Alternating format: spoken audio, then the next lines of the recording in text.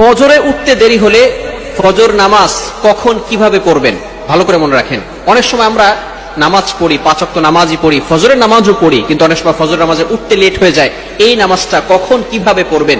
বর্তমান সময় young generation এমন ভাবে মোবাইলের পিছনে পড়েছে যে তারা সারা রাত ধরে মোবাইল ইউজ করে, রাত 1টা 2টা 3টা পর্যন্ত মোবাইল ইউজ করতে থাকে। অ্যান্ড্রয়েড ফোনে অশ্লীল ভিডিও এবং মুভি নাটক দেখতে দেখতে দেখা যাচ্ছে তারা ফজরের নামাজ আর পড়তে পারে না। তাদের ঘুম থেকে উঠতে উঠতে 7টা 8টা 9টা 10টা বেজে যায়।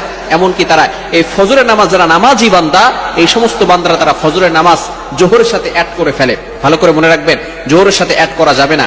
যারা 5 ওয়াক্ত নামাজ পড়ে, ফজরের নামাজ পড়ে, হঠাৎ করে যদি একদিন দেখা গেল যে সে উঠতে পারে নাই, সে ঘুমিয়েছিল, এই ক্ষেত্রে সে কি করবে? হাদিসের ভিতরে আসছে, বুখারী শরীফের 597 নম্বর হাদিসে রয়েছে, আল্লাহ রাসূল সাল্লাল্লাহু আলাইহি সাল্লাম বলে দিয়েছেন, মান নামা আন সালাতিন, যে ব্যক্তি সালাতের ব্যাপারে এবং ভুলে যায়, আও নাসিয়াহা, যদি ভুলে যায় যে সে ফজরের নামাজ পড়ছে কি পড়ে নাই, আসরের নামাজ পড়ছে কি পড়ে নাই, জোহরের নামাজ পড়েছে কি পড়ে নাই, এটা যদি সে ভুলে যায়, অথবা যদি সে ঘুমিয়ে থাকে, এই ক্ষেত্রে যখনই তার স্মরণ হবে, ফালইউসাল্লিহা ইদা যাকারাহা, যখনই তার স্মরণ হবে তখনই সে নামাজ পড়ে নিবে।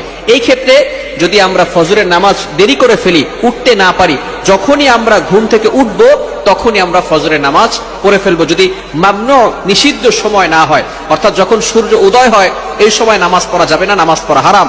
সূর্য উঠে যাওয়ার পরে আপনি যখনই উঠবেন, ঘুম থেকে উঠার পরেই আপনি নামাজটা পড়ে নেবেন। ভালো করে মনে রাখবেন, অনেকে আছে আমরা মনে করি যে এখন তো নামাজ পড়তে পারি নাই, জোহরের সাথে আমরা অ্যাড করে নিব। যদি এমন চিন্তা করেন, আবার অনেকে এভাবে নিয়ত করে ঘুমায় যে আমি একটু লেট করে ঘুমিয়েছি, আমি 10টার সময় উঠে তারপরে আমি ওই 10টার সময় ফজরের নামাজ পড়ব। খবরদার, এটা কিন্তু গুনাহের কাজ হবে।